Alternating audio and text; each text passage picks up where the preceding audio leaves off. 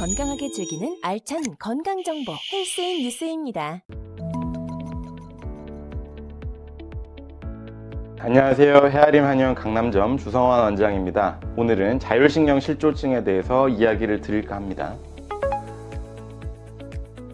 자율신경 실조증의 정확한 의학적인 명칭은 자율신경 기능 이상입니다. 자율신경 실조증에 대해서 이해를 하기 위해서는 먼저 자율신경계에 대해서 아는 것이 좋겠죠. 자율신경계는 글자 그대로 우리 몸이 자율적으로 움직이도록 하는 신경을 말합니다.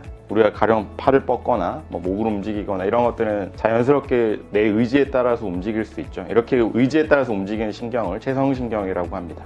반면에 자율신경은 심장이 뛰거나 소화를 하거나 호흡을 하거나 배뇨를 하거나 이렇게 내 의지대로 할 수 없는 신경을 이야기를 합니다. 우리가 심장 빨리 뛰어라 이렇게 조절을 할 수가 없듯이 말이죠. 이 자율신경은 크게 교감신경과 부교감신경으로 나눌 수가 있습니다. 교감신경은 우리 몸에서 차량 악셀레이터처럼 역할하는 신경을 말합니다. 그래서 몸을 흥분시키고 활동을 하게 만드는 신경이죠. 부교감신경은 반대로 차에서 브레이크 역할을 하는 신경입니다. 안정을 시키고 회복을 하도록 도와주는 신경을 말합니다. 자율신경의 기능 이상은 이 악셀레이터 브레이크 역할을 하는 자율신경이 언밸런스가 생겨서 지나치게 빨리 가속이 되거나 지나치게 브레이크가 걸려서 못 움직이도록 하는 문제를 생기는 질환을 이야기를 하고요. 주로 교감신경, 부교감신경 중에서는 교감신경의 문제가 될 때를 자율신경 실조증이라고 이야기합니다.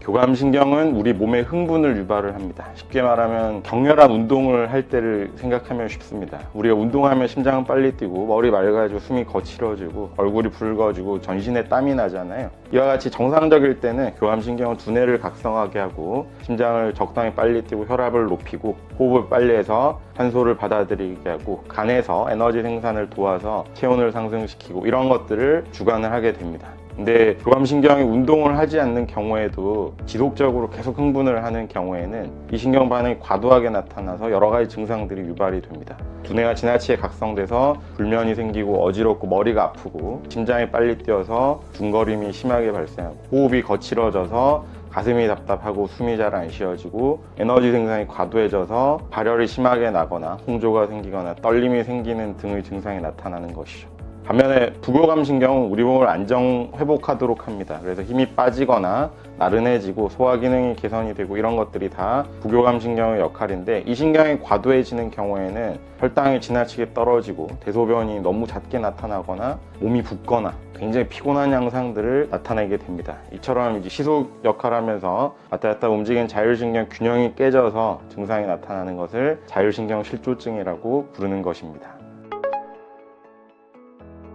이렇게 자율신경 이상이 생기는 요인에는 크게 정서적인 요인, 화학적인 요인, 그리고 기타 요인 등이 있습니다.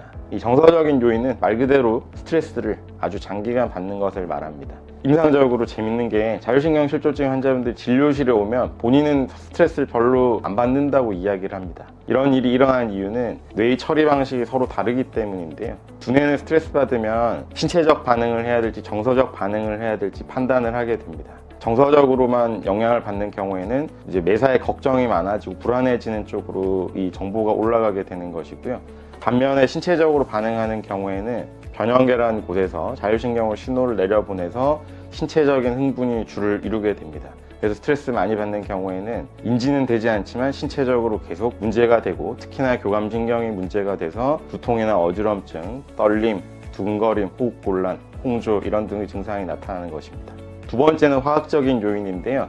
화학적인 물질들이 자율신경을 직접적으로 흥분시켜서 문제를 유발하는 경우입니다. 이걸 CATS라고 부릅니다. CATS라고. 카페인, 알코올, 토바코, 담배, 설탕 이렇게 보통 부르는데 이 네 가지가 주로 교감신경을 흥분시켜서 자율신경 실조증을 일으키는 주요 요인이 됩니다. 이걸 세세하게 말씀을 드리자면 카페인은 주로 단기 작용을 합니다. 우리 커피 한 잔 마시면 금방 흥분이 되잖아요. 보통 유지 시간을 4시간에서 6시간 정도로 보는데 후에 4시간에서 6시간 유지되는 게 반복이 돼서 커피를 과도하게 많이 마실 경우에는 신경이 계속 흥분해서 자율신경실조증을 악화시키는 데 영향을 줄 수 있습니다. 두 번째로는 알코올인데요. 알코올은 에탄올인데 에탄올이 이제 술을 마시고 나면 물과 아세트산이라는 것으로 분해가 돼서 나가게 되는데 중간에 아세트알데히드라는 물질로 바뀝니다. 이 아세트알데히드가 일반적으로 신경을 흥분시켜서 우리가 보통 술 마시고 난 다음 숙취가 심하게 나타나잖아요. 이게 아세트알데히드가 과도하게 누적이 돼서 신경 자극 현상이 크게 나타나게 되는 것인데 술을 반복적으로 많이 마실 경우에는 에탄올의 아세트알데히드로 변해서 누적되는 것들이 많아서 문제가 일어나고 자율신경실조증이 되는 것이죠.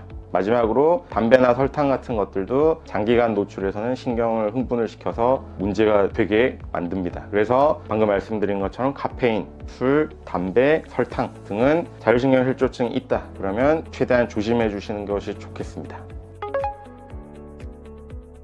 한의학에서는 오랫동안 자율신경 움직임을 음량이라는 표현을 했습니다. 음량이라고 이야기하는 게 좀 거칠게 이야기하면 자율신경 조절을 의학이다 이렇게 표현을 해도 무방하거든요. 이처럼 자율신경 실조증은 한의학에서 치료가 비교적 쉬운 질환입니다. 그래서 한약이나 침치료나 추나치료 등을 통해서 개선을 하게 되고요. 한약은 두뇌에 작용을 해서 자율신경 조절을 하는 것들에 영향을 주고 침이나 추나치료 같은 경우에는 해당 분절의 자율신경을 직접적으로 개선을 시켜서 여러 가지 자율신경 반응들을 개선할 수 있도록 도움을 줍니다.